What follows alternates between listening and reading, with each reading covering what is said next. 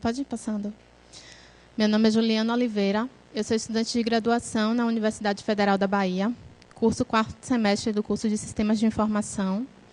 Aí estão os endereços, né, e-mail e site. E eu faço parte lá na UFBA do Programa Permanente de Extensão, que é o Onda Digital, que é um programa que trabalha com inclusão digital e software livre. Então, a gente trabalha realizando cursos de informática básica, cursos de iniciação à programação de computadores, entre outros, sempre prezando pela utilização de software livre e conscientizando as pessoas da importância da utilização desses softwares.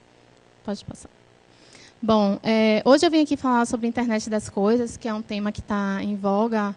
Todo mundo fala, internet das coisas, muita gente fala sem nem saber mesmo do que se trata. E talvez a internet das coisas já até existisse, só esteja com um novo nome, camuflada com um novo nome. Até porque as coisas já se comunicavam via sensores, só não tinha internet. Mas essa comunicação, que é o que é a internet das coisas, essa comunicação de dispositivos, onde eles trocam informações e tomam determinadas tomadas de decisão, já existia. Então, talvez a internet das coisas esteja só com um novo nome. Bom, aqui é a evolução da internet em 5 fases, que a gente tinha comunicação primeiro entre computadores, salas pequenas, 2 computadores. Depois a gente veio com a noção da web, que eram vários computadores interligados na rede. Adicionamos os dispositivos mobile, adicionamos as pessoas e agora estamos adicionando vários dispositivos. E que dispositivos são esses? Desde carro, geladeira, micro-ondas. Tá, mas será que a gente precisa mesmo que todos esses dispositivos estejam se comunicando? Com qual fim? Qual é a finalidade disso? Para que eu preciso que a minha lavadora esteja conectada à internet? Para que eu preciso que a minha geladeira esteja conectada à internet? Se eu preciso, qual é a finalidade? Nós sabemos ou só compramos esse equipamento que se conecta à internet porque está na moda? Acho que tem que ter uma finalidade. Então, existem áreas de domínios que, sim, vai ter importância a internet das coisas. Já temos exemplos clássicos que estão aparecendo na mídia, onde a internet das coisas está atuando em questões de trânsito, na questão de saúde, principalmente, clima, na área de agricultura. Mas aqui eu vim propor aqui a vocês uma discussão onde a gente vai refletir realmente se é bom, se é ruim, se a internet das coisas é vilã ou é a mocinha da história. Bom, e a internet das coisas nada mais é do que dispositivos que vão estar conectados, coletando informações, processando essas informações e tendo tomadas de decisões em determinadas ocasiões. Pode passar.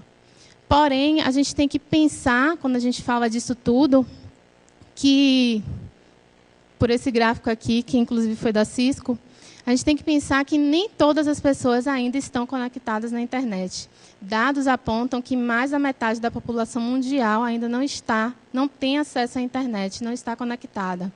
Então, quando a gente vê aqui essas estatísticas, essas projeções, que apontam que, em 2015, com a população mundial de 7,2 bilhões de pessoas, temos, em média, 3,5 dispositivos por pessoa. Então, imagine que aquela projeção ali não está considerando ainda que existem pessoas que, na verdade, nem sabem o que é a internet. Então, possivelmente, vão existir pessoas aí nesses grupos, vão existir pessoas que estão com 10 dispositivos por pessoa. Então, a gente tem que pensar nessas situações também. E a projeção que foi feita pela Cisco também é de que, em 2020, já vão ser mais de 50 bilhões de dispositivos conectados. Então, imagine aí essa imensidão de dispositivos todos conectados. Bom, aí chega o grande desafio da internet das coisas. Em qual sentido? Temos uma diversidade de tecnologias, tanto de hardware quanto de software. E aí está o problema. Como esses dispositivos fazem para se comunicar? Como esses dispositivos vão fazer essa troca de informações? De que forma que isso não seja prejudicial ao usuário?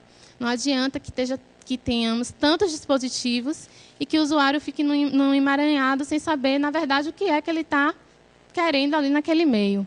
Então, isso vai requerer o desenvolvimento de plataformas,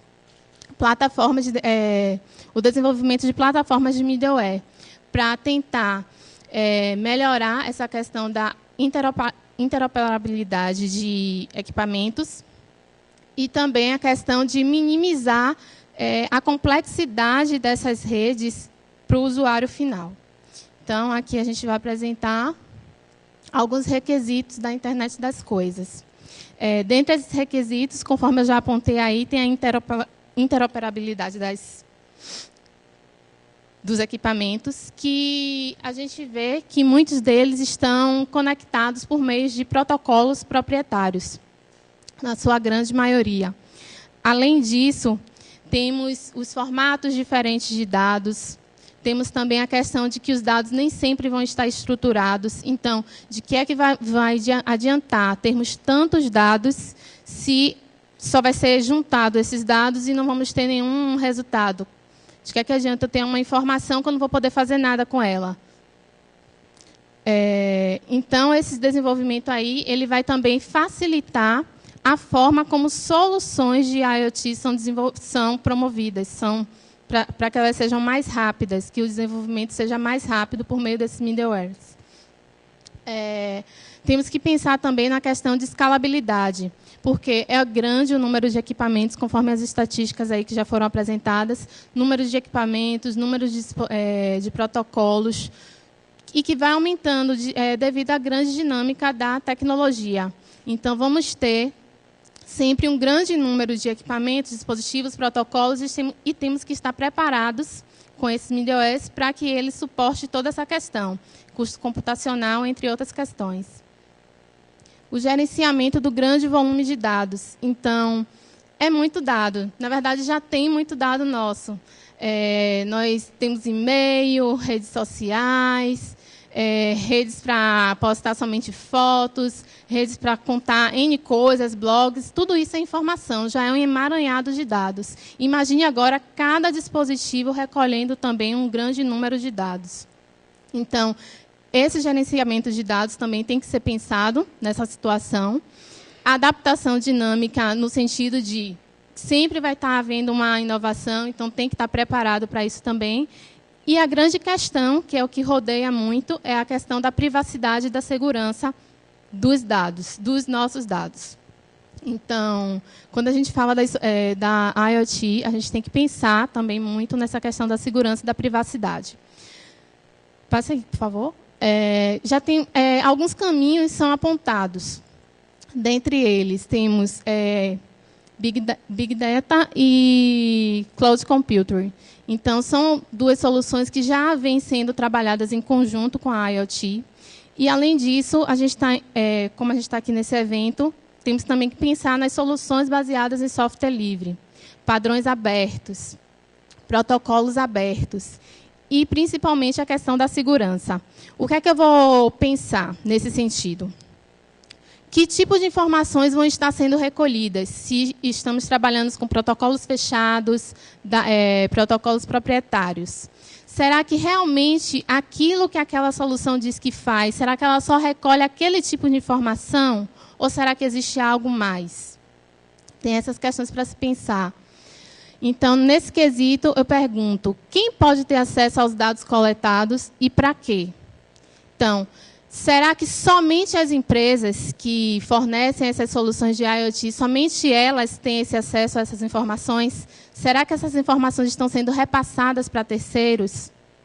Quem pode estar comandando as ações dos dispositivos? Já temos casos aí de controle de pessoas mal intencionadas que conseguem ter acesso a dispositivos desse tipo. Então, imagine, considerando questão de saúde, questão de trânsito, que pode levar uma pessoa a óbito. Como vão ficar essas questões de segurança nesse aspecto?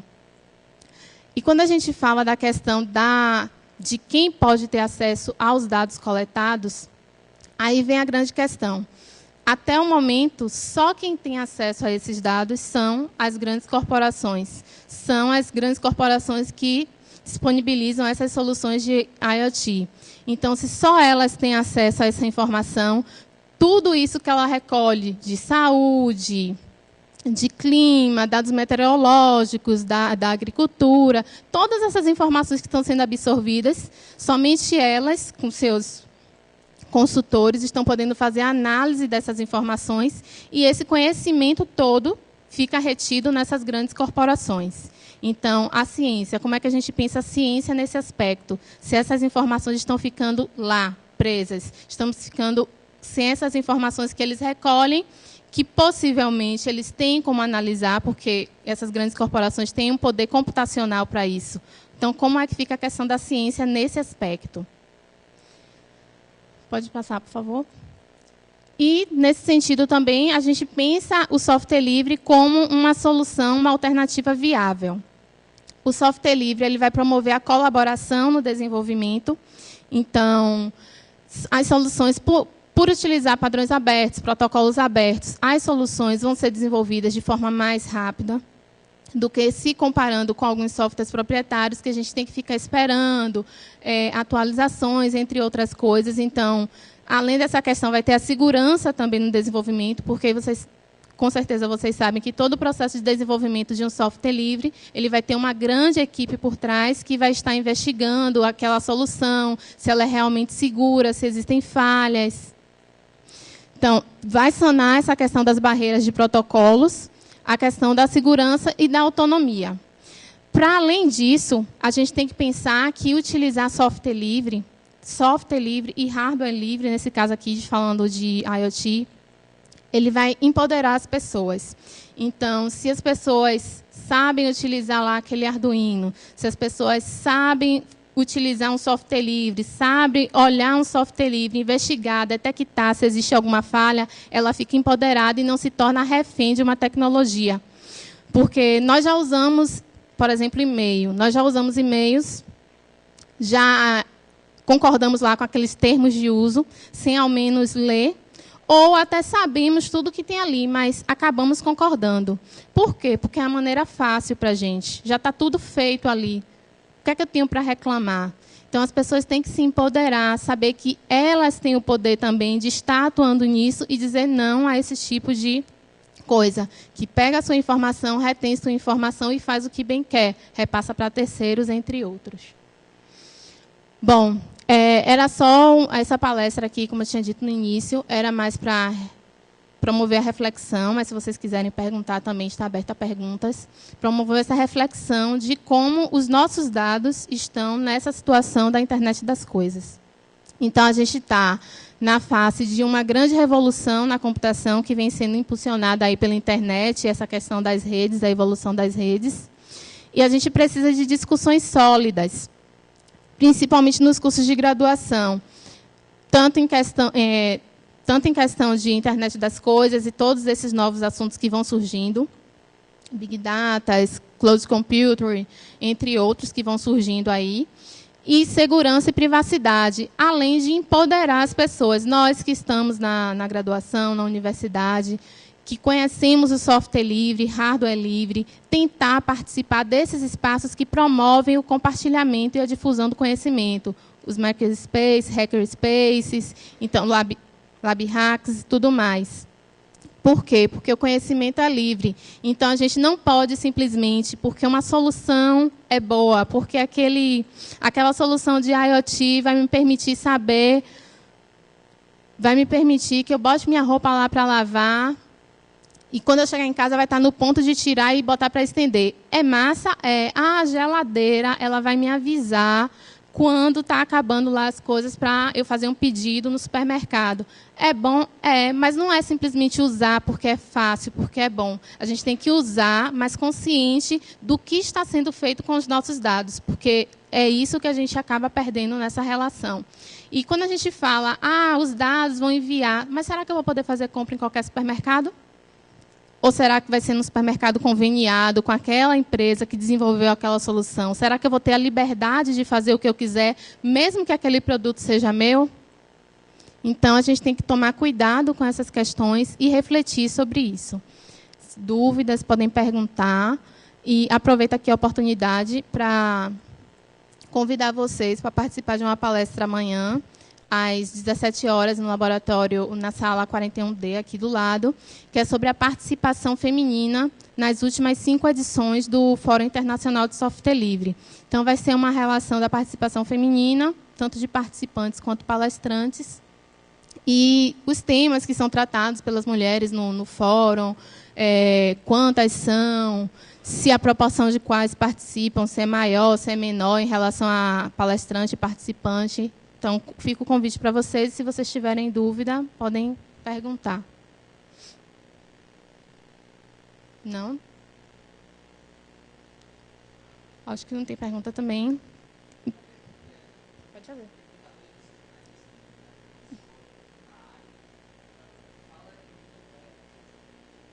Middleware. Middleware é um software que vai proporcionar essa integração. Ele vai tentar sanar aquela complexidade que existe entre a infraestrutura e o resultado final lá para o usuário final. Então, é um software que vai aprimorar essas soluções. É um tipo de software.